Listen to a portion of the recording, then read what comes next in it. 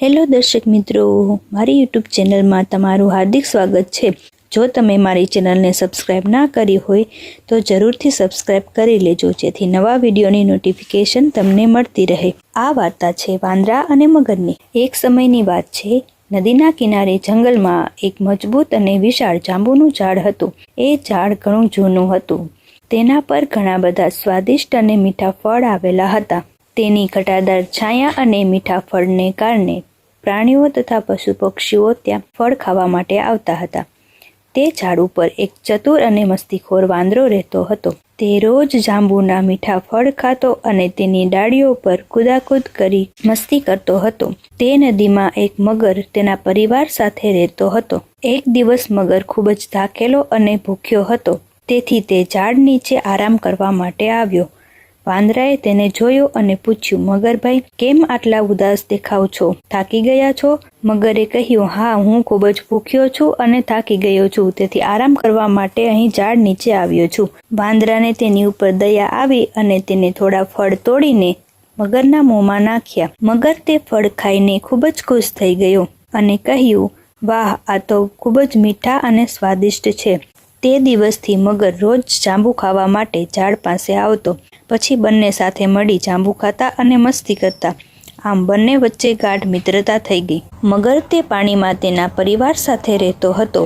તેને દરરોજ સાંજે ઘેર જવામાં મોડું થઈ જતું હતું। આથી એક દિવસ તેની પત્નીએ તેને પૂછ્યું, તમે રોજ સાંજે મોડા આવો છો, તો તમે આખો દિવસ ક્યાં જાઓ છો? આમ કહી મગરી જોર જોરથી રડવા લાગી। મગરે તેને શાંત પાડતા કહ્યું, અરે ના, એવું કંઈ નથી। નદીના કિનારે એક મોટું ઘટાદાર જાંબુનું ઝાડ છે। તે ઝાડ પર એક વાંદરો રહે છે। તે મારો મિત્ર છે અને મને રોજ સ્વાદિષ્ટ જાંબુના ફળ ખવડાવે છે। હું તેને મળવા માટે નદીના કિનારે દરરોજ જાઉં છું।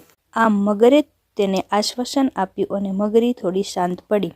બીજા દિવસે મગર ઝાડ પાસે આવ્યો અને તેને વાંદરાને બધી વાત કરી। વાંદરાએ કહ્યું, અરે મિત્ર, એમાં શું, તું આજે ઘરે જા, ત્યારે થોડા જાંબુ તારી પત્ની માટે પણ લેતો જજે। આથી તેને પણ આ મીઠા ફળોનો સ્વાદ ચાખવા મળે। આમ કહી વાંદરાએ થોડા જાંબુ મગરને આપ્યા। મગર તે જાંબુ લઈ ઘેર આવ્યો અને તેની પત્નીને આપ્યા। મગરીને પણ તે જાંબુ ખૂબ જ મીઠા લાગ્યા।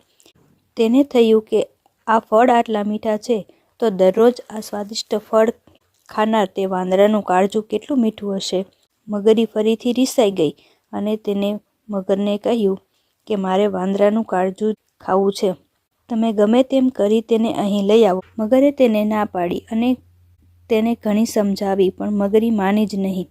તેને કહ્યું, જ્યાં સુધી તમે વાંદરાનું કાળજું નહીં લઈ આવો, ત્યાં સુધી તમારી સાથે વાત નહીં કરું। મગરે કહ્યું, સારું, હું કાલે વાંદરાને આપણે ઘેર લઈ આવીશ।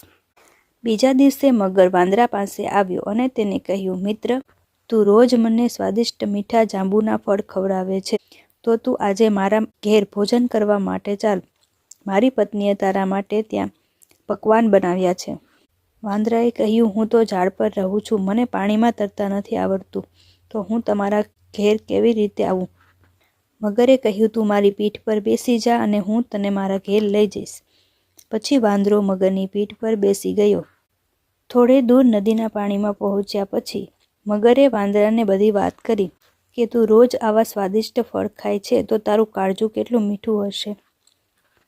મારી પત્નીને તારું કાળજું ખાવું છે, આથી હું તને મારી સાથે લઈ જાઉં છું। મગરની વાત સાંભળી વાંદરાને થોડી ચિંતા થઈ, પરંતુ તે ઘણો બુદ્ધિશાળી અને ચતુર હતો। તેણે તરત જ એક ઉપાય શોધી કાઢ્યો। પછી તે જોર જોરથી હસવા લાગ્યો અને કહ્યું, અરે મિત્ર, તે મને પહેલાં કહ્યું હોત તો હું મારું કાળજું સાથે લઈ લેત। અમે વાંદરાઓ ઝાડ પર રહીએ છીએ, તેથી અમારા કાળજા અમે ત્યાં જ લટકાવીને રાખીએ છીએ। તું મને પાછો નદી કિનારે ઝાડ પર લઈ જા, હું મારું કાળજું સાથે લઈ લઉં। મગર વાંદરાને ફરીથી ઝાડ પાસે લઈ ગયો। ઝાડ જેવું નજીક આવ્યું એટલે વાંદરો ઝાડની ડાળી પકડી અને ઝાડ ઉપર સડસડાટ ચડી ગયો। પછી તેને મગરને કહ્યું, અરે મૂર્ખ, હું તને રોજ સ્વાદિષ્ટ ફળ ખવડાવું છું, છતાં તે મારી સાથે દગો કર્યો। તારે મારું કાળજું ખાવું હતું। જા, હવે તું ખાલી હાથે જ પાછો ઘેર જા। આમ વાંદરાએ તેની બુદ્ધિથી પોતાનો જીવ બચાવ્યો। આમ લાલચ કરવાથી ક્યારેય કંઈ મેળવી શકાતું નથી। જે હોય તે પણ જતું રહે છે।